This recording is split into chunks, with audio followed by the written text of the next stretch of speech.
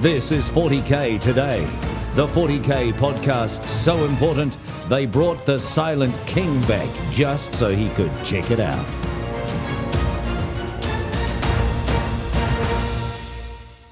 Welcome to 40K Today. This is your daily 15-minute news, views, and interviews on the game we love so much, Warhammer 40,000. Today is June 2nd, 2020. My name is Paul Murphy, your host. On the show today, we're going to catch up with a couple of folks who you might recognize from their competitive side, but they're going to be talking about how they're painting and getting ready for 9th edition.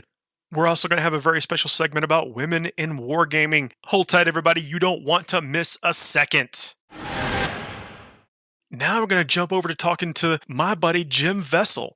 It'll be me and Jim talking for a second. Jim is a phenomenal painter. He has won tournaments all over this country and his own. Knowing that he's also a phenomenal painter just doesn't seem fair. But here it is. We're going to talk about some of how he does it. So, Jim, how are you doing tonight? I'm good, Paul. Thanks for having me on the cast. Oh, I think a lot of people first became aware of you during your meteoric rise of tournament success during this last half of 8th edition. Yeah, it was a good run. I think it was a pretty fun run, and I'm obviously super proud about how he did last year. So it's been a little quieter, obviously, this year, and haven't had a lot of time to flex the muscles, but it's been good. Well, I mentioned this in the lead up to this segment, but you've actually got it all. You paint. You are an amazing hobbyist. Yeah, it's kind of funny because I've always been a painter first. Like, I actually was like, a lot of times you hear about competitive players that are like, I'm gonna set out to get better at painting, or like I'm gonna try to be a better hobbyist. I kind of came at it from the other direction where I was always, way more passionate about painting and hobby and like the fluff too. Like I love the stories. I read a lot of the novels, Horus Heresy, all that stuff. So I've always been and even when back in the days of Warhammer Fantasy, I used to be very involved in that. So I always was that first. And I kind of set out to become better competitively, so that was I kind of came at it from the other angle. And, I've always been a good player in my local meta, but never really like applied myself, I guess, because oftentimes, the lists I would play, the armies I would play was very much driven by, what I thought was cool, models that were cool. So I really set out when I started 40K 8th edition to try to play more competitively at a higher level. And I think I did pretty well.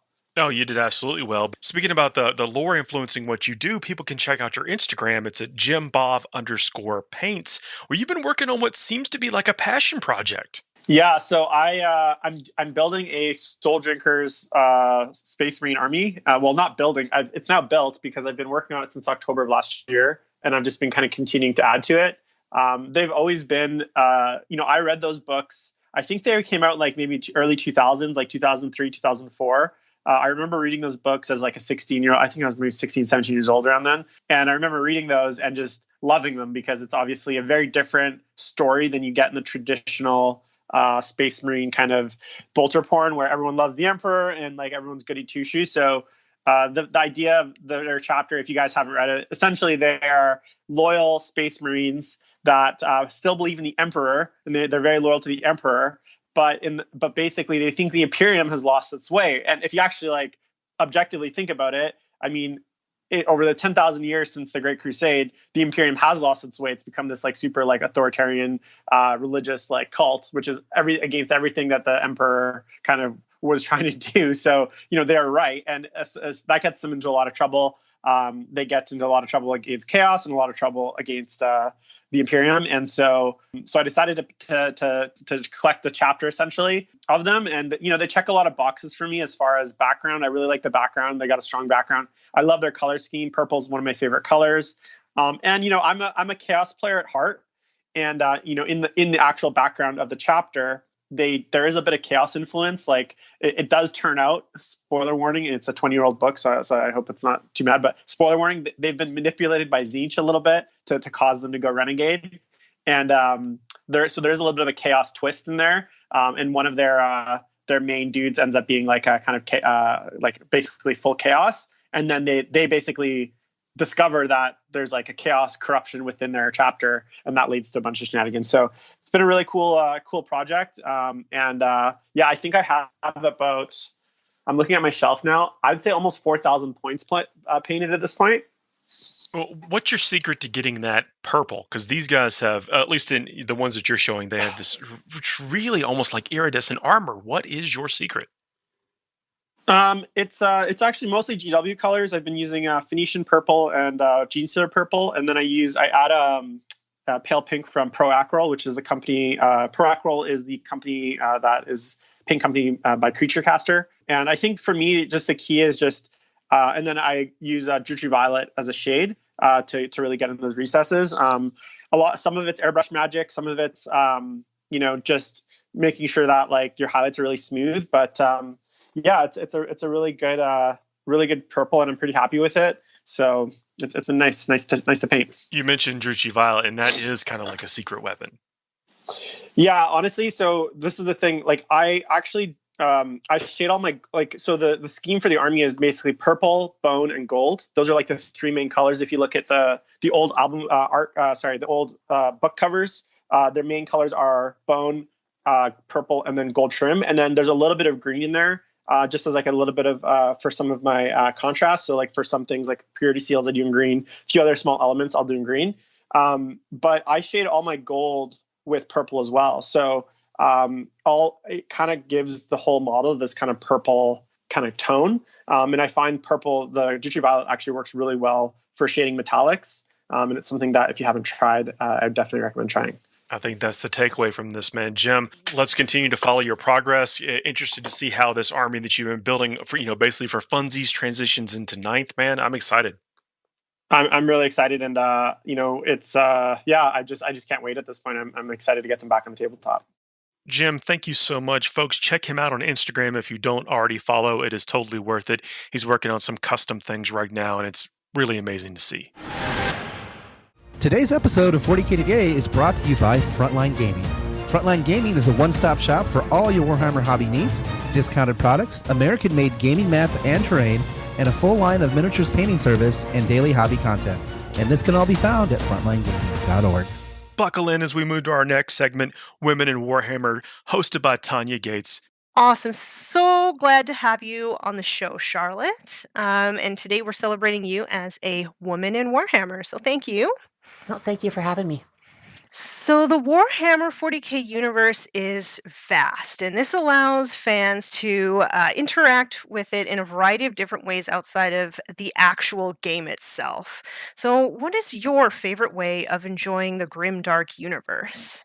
Honestly, through books. Like novels. I've got a huge collection of Warhammer 40,000 novels.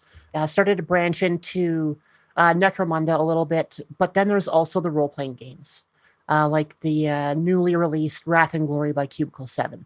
I'm really big into being able to tell the stories in universes that I enjoy playing with or playing in. So having an RPG for Warhammer 40K, and there's been many, many, many over the years, I don't know, it kind of tickles my fancy for where I get to play. Like I've played 40,000 on the tabletop. I've got a few armies on the go. I've got the new sisters. I got the old sisters. I got Space Wolves, Imperial Guard. But it kind of comes down to, like, I just don't have all the time to be able to paint. And Yeah. I'm the kind of person that won't play an army that's not painted. So if something changes and then I try to adapt to the game, by the time I'm able to get something on the field, it's already changed again. I think I've played maybe about 5-6 games in total of 40K. Oh, wow. So, yeah, and it was always Yeah. sisters against Necrons. The Necrons always beat me, so there's a bit of a hatred there between me and Necrons. So. Yeah. Yeah, it is super difficult to find time. I think especially as women, because not only do we have regular life stuff, job and all that, but a lot of us also have, children and household duties on top of everything else. It makes it really difficult to actually leave the house to go play, which I think really makes the RPGs sort of side of Warhammer 40K more appealing to women in general. Do you have like a favorite RPG system that you've ever played it with in the 40K sort of genre? Well, I've got a stream that I've started running for about 2 months now.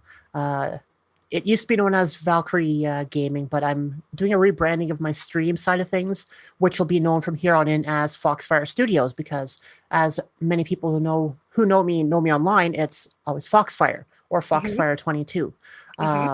So I just had a chance a few weeks ago to be able to play the new edition that came out. It was originally done by Ulysses North America, I think they were called, and then Cubicle 7 ended up taking over. So it's a new system from what people are used to playing in the 40K universe. Like before, there was Rogue Trader, there was Dark Crusade.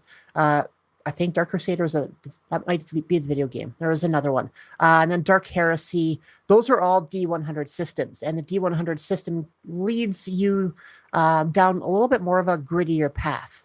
The new game, though, has been redesigned or designed in a way to help bring the tabletop wargamers over to the tabletop role-playing game, because it's a D6 system.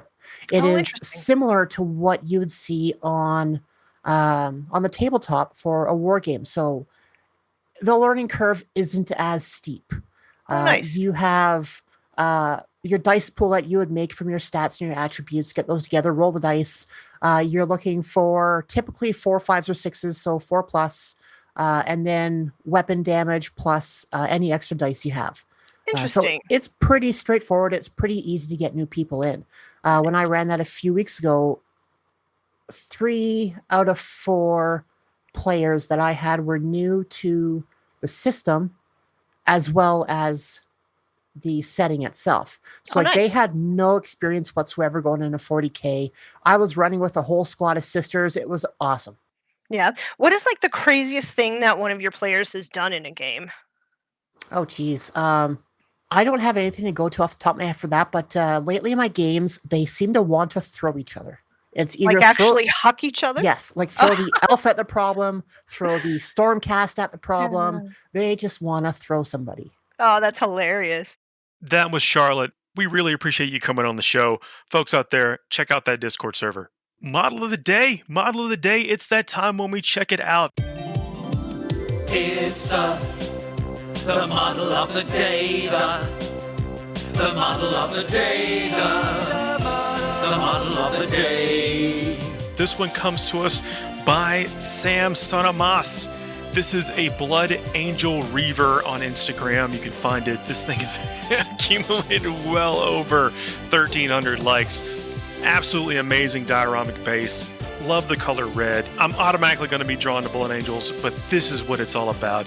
It's got bright reds, it's got deep blacks, it's got contrast in the base. If you're looking for how it's done, this is it. And that's it. That's what's happening in 40K today. We could not be doing this without John Damaris, Tanya Gates, Alex Boehner, Seamus, Steve. Thanks for listening, everybody, and we will see you tomorrow.